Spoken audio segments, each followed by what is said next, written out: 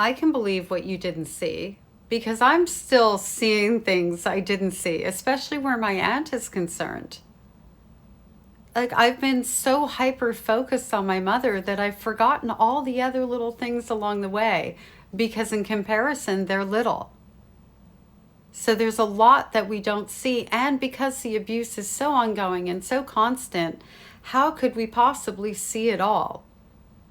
We were just surviving moment by moment. And when the dust starts to clear is when we actually are able to see things from a different perspective, a perspective of safety and of the realization that we didn't do anything wrong. We were just little children.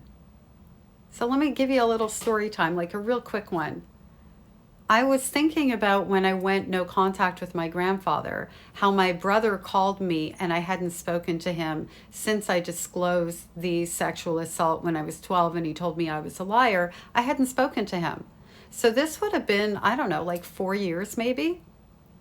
And my brother calls me and he tells me that unless I talk to my grandfather, the pedophile, he was never going to speak to me again, and how our grandfather saved our lives. Like, went into a whole thing, and he was incredibly hateful.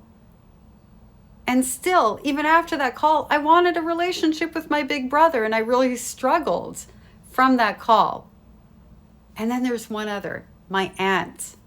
So my mother used to manipulate me into calling my grandfather by telling me that if I didn't, I was stressing him out and he would have a heart attack. I literally, in real life, into my 20s, believed that I could cause my grandfather to have a heart attack and die. If only. My aunt called me and told me that I was breaking his heart and he was going to have a heart attack. So it just goes to show you, it wasn't just my mother's way of operating.